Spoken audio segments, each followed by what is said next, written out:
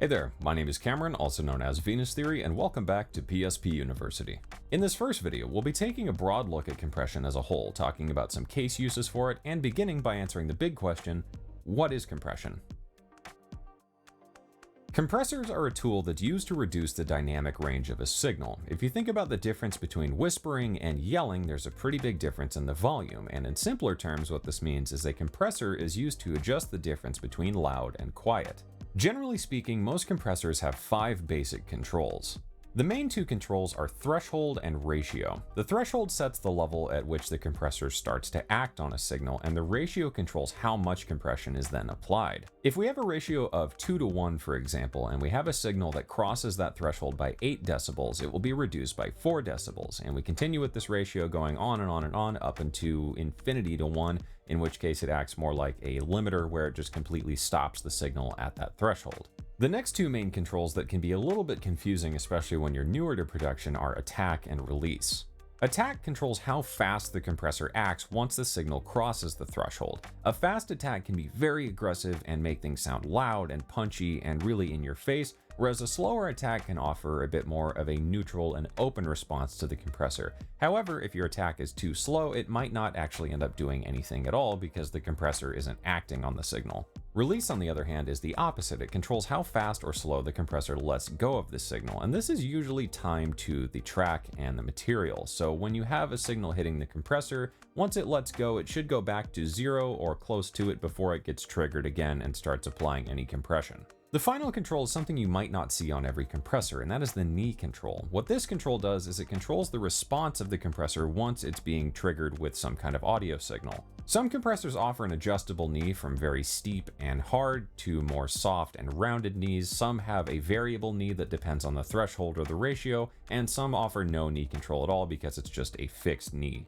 When it comes to the knee setting of a compressor, a softer knee tends to be a bit more subtle and gluey and can be great for things like strings or vocals or things that are relatively soft and don't have very heavy, obvious transients to them. On the other end, a hard knee acts almost instantaneously, making it very well suited to transient heavy material like drums or anything else that's just very spiky and fast. Now that we've talked about the controls of a compressor and what a compressor does, let's talk about a couple different case uses for compression in music production. The first and probably most obvious case use of a compressor is just leveling out a performance, especially when you have things like vocals where there might be some very loud and very quiet passages. You might have to sit there adjusting your fader constantly when you're mixing. So rather than having to reach for the fader and adjust it every so often, you could add a compressor to level out the performance and make it a bit more suited to just sit at one spot in the mix. The next case use would be some color and character processing. Compressors are often really well suited to add just some vibe to your tracks by adding just a subtle bit of glue, or maybe a bit of saturation, or just a bit of an aggressive air to things. Compressors can be a lot of fun to get creative with because especially when you have extremely aggressive and fast compression, you're lifting up all the little tiny intricacies of a performance, which can bring a whole new life to a sound that's otherwise maybe a bit flat. The next case use is sidechaining, and this is not only useful in the music production world, but also in the broadcast and voiceover production world. Sidechaining compression is a really cool tool that allows you to duck a signal out of the way based on the amount of signal from another track.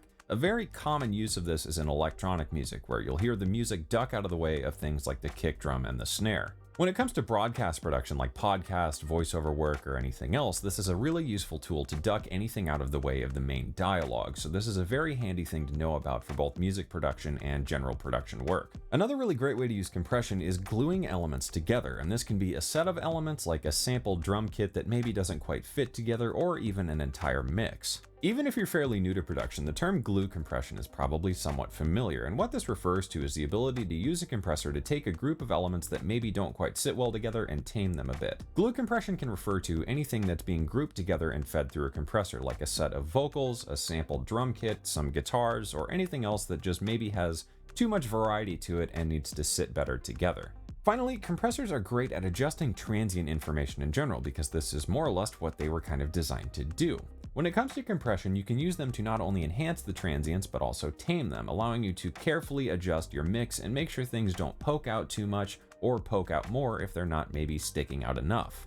A really common example of this might just be something like a kick or a snare drum. In some cases, there's such a defined snap to it that it's too much and really just stands out where you feel like you have to grab the fader every time the snare hits. So a compressor could soften that out and make it sit a bit better with everything else in the context of the entire track. On the inverse, maybe you've got a really nice sounding kick drum, but it just doesn't have enough smack to it to really cut through everything that's happening, especially in a more dense track or very dense arrangement. In cases like that, you could use a compressor to enhance the transient information that's already there and make things a bit more snappy and punchy and aggressive. When it comes to compression, this can be a bit of a dark art, especially when you're newer to production, and I think it's one of those things that's very easy to either overdo or underdo because it's a bit hard to understand when you're just not all that familiar with it. With that being said, utilizing things like presets and just taking a bit of time, patience, and practice to adjust compressors on a variety of different material to understand how your different compressors act and the character that they can add with certain settings, it's well worth your time and can really make or break your productions instead of having to just put compressors on things and not really understand why you're doing it.